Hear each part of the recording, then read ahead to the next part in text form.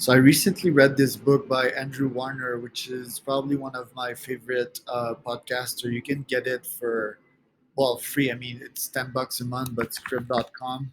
They have the book just for your information, or you can buy it for like $8, I think, on Amazon. Andrews is this amazing podcaster. He's been in the game for a while, and I really love the book. I also some stuff I don't like.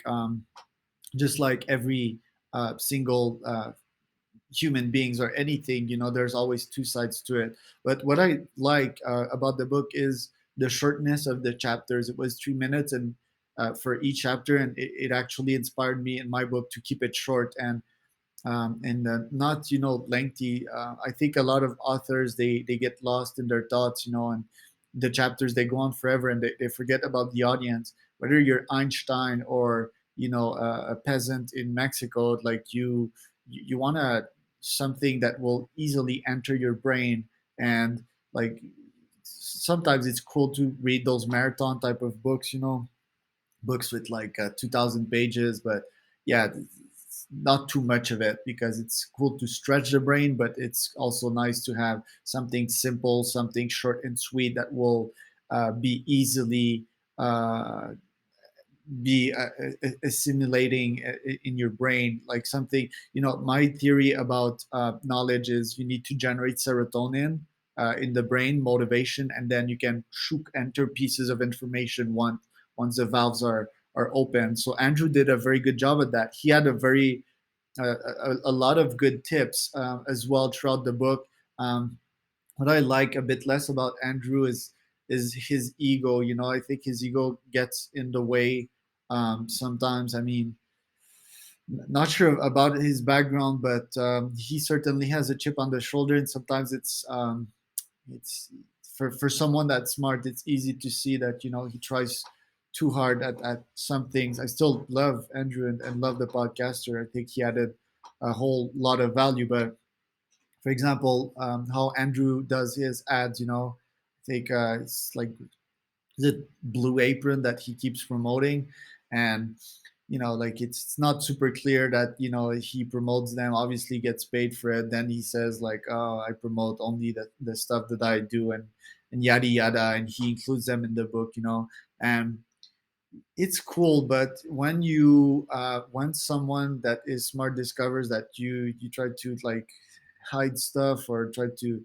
treat them as a commodity, a bit less cool. Other than that, and I mean I've stayed a bit vague on these points, but um, like some people might relate to it. Andrew's a great interviewer most of the time.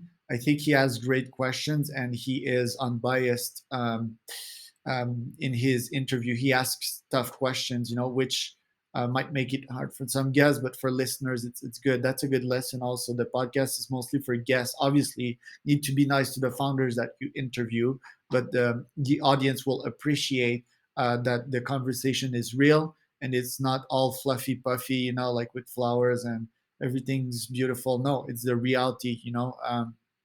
This is a founder. This is what he lived. This is what he has to answer for right now.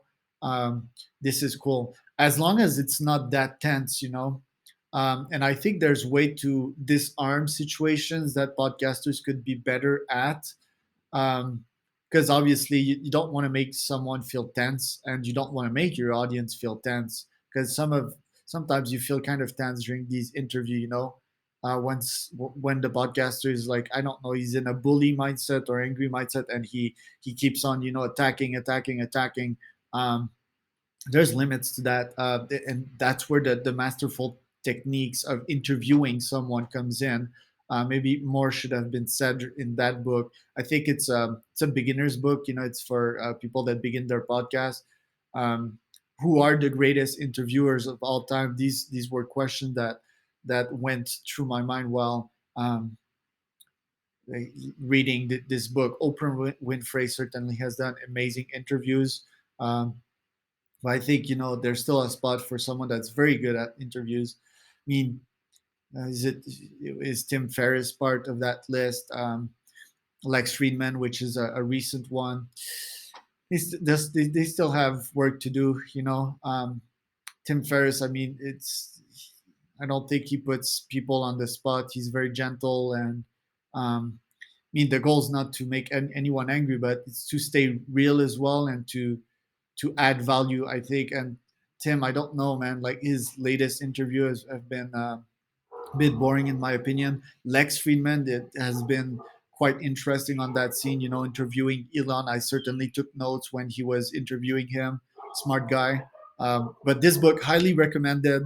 Andrew is a great guy. You can go listen to his podcast, Mixergy. And this book for anyone that wants to start a podcast, definitely highly recommended.